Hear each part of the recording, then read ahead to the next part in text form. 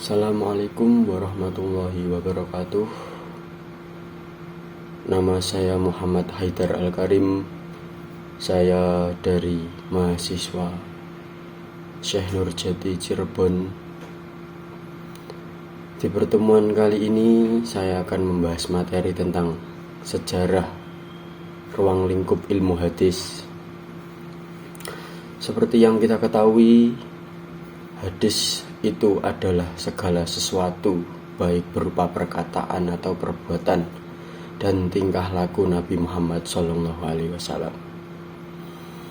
Hadis merupakan sumber hukum yang kedua setelah Al-Quran. Jadi kita sebagai umat muslim penting untuk mengetahui hukum apa saja yang terdapat dalam hadis. Hadis sendiri terbagi menjadi beberapa fase secara fase historis dan penulisan. Fase historis dan penulisan hadis terbagi menjadi 4. 1 yaitu masa Rasulullah SAW, 2 masa sahabat, 3 masa tabi'in, dan yang keempat pada masa abad Hijriah ketiga. Macam-macam ilmu hadis di sini terbagi menjadi 2. 1 al-riwayah, 2 al-diroyat.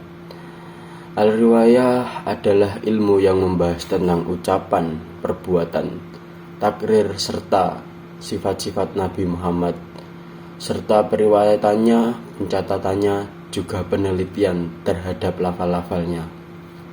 Sedangkan al-diroyat adalah ilmu yang membahas tentang hakikat periwayatan hukum-hukum yang keadaan para perawi hadis, termasuk di dalamnya juga membahas macam-macam hadis dan syarat-syarat yang harus dimiliki para perawi hadis. Kemudian di sini ada beberapa tokoh hasil kajian dalam bidang hadis. Yang pertama, di Madinah ada Muhammad Syihab Asy-Syuhri, ada Ibnu Syihab, ada Malik bin Anas. Dan di Makkah ada Ibnu Jurayy.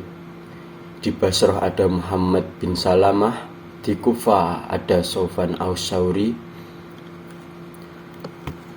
Pada masa abad ketiga Hijriah, hadis mulai dikumpulkan atau dibukukan, dan ada beberapa ulama dalam bidang hadis. Yang pertama Imam Bukhari, Imam Muslim, dan Imam Dawud, Imam Dardiri, dan Imam An-Nasai.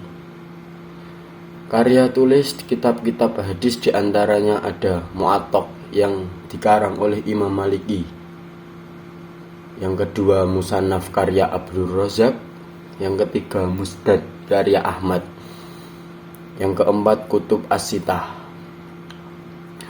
Kemudian hadis pada masa prakodifikasi, hadis pada masa Nabi Muhammad SAW disebut Asyar al-Wahyi wal Ta'wib. Kemudian pengembangan hadis pada Khulafaur Rasyidin disebut Asar as-Sabut wal I'lal min ar-riwayah. Kemudian hadis pada masa Khulafaur Rasyidin pada masa abad 11 Hijriah at-ta'abud wal i'lal min ar-riwayah. Dan kemudian pada masa tabi'in disebut istisyar al-riwayah ila amsyah. Dalam periwayatan hadis ada 4 unsur yang tidak boleh dipisahkan.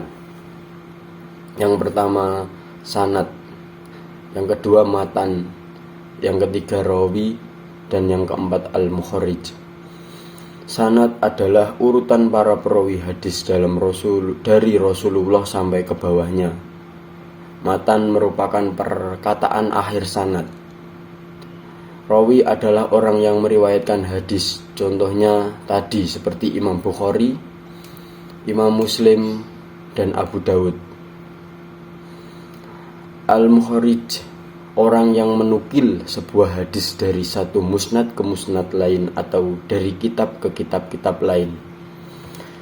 Di sini nama-nama hadis dibagi menjadi ada empat, yaitu hadis as-sunnah,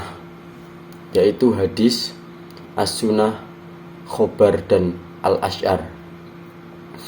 Hadis dan sunnah ini hampir sama, yaitu segala sesuatu perkataan, perbuatan, dan tingkah laku Nabi Muhammad SAW. Sedangkan khobar adalah bersumber dari Nabi Muhammad. Al-athar adalah sesuatu yang disandarkan pada para sahabat tabi'in. Kemudian tentang sejarah para perawi kalangan sahabat tabi'in.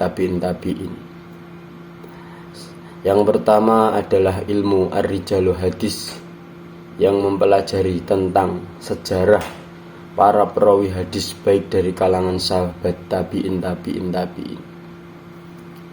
Yang kedua, ilmu jarh wal ta'dil adalah cabang ilmu hadis secara khusus membicarakan tentang sisi negatif dan positif perawi hadis. Perawi tersebut memiliki kecacatan atau kekurangan atau tidak. Yang ketiga, ilmu fan mubhamat, ilmu yang membahas seorang samar-samarnya dalam matan maupun sanad, nama seseorang dalam sanad maupun matan. Yang keempat, ada ilmu gharibul hadis. Gharibul hadis ungkapan dari lafaz-lafaz yang sulit atau rumit untuk dipahami terdapat dalam matan hadis karena lafal-lafal tersebut jarang digunakan. Yang kelima, ada i'lalul hadis, ilmu yang membahas sebab-sebab tersembunyi dan mencatatkan kesohihan hadis. Yang keenam, ada ilmu nasih dan mansuh hadis. Ilmu mansih dan mansuh hadis yaitu membahas ilmu yang bertentangan dengan hadis-hadis atau tidak, mungkin bisa diambil di jalan tengah-tengahnya. Dan yang ketujuh, ada ilmu asbab wurud al-hadis. Ilmu ini menerangkan tentang sebab-sebab datangnya hadis. Yang kedelapan, ada ilmu al-mukhtalif al-hadis, ilmu yang membahas hadis-hadis menurut lahiriahnya berlawanan. Yang kesembilan, ada ilmu tashif wa tahrib, ilmu yang berusaha menerangkan perihal hadis yang berubah atau diubah secara syakal dan mansurnya.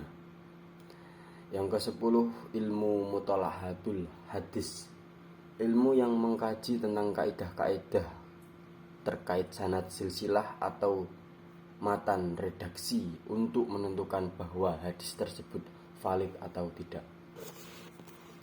Sekian dari saya.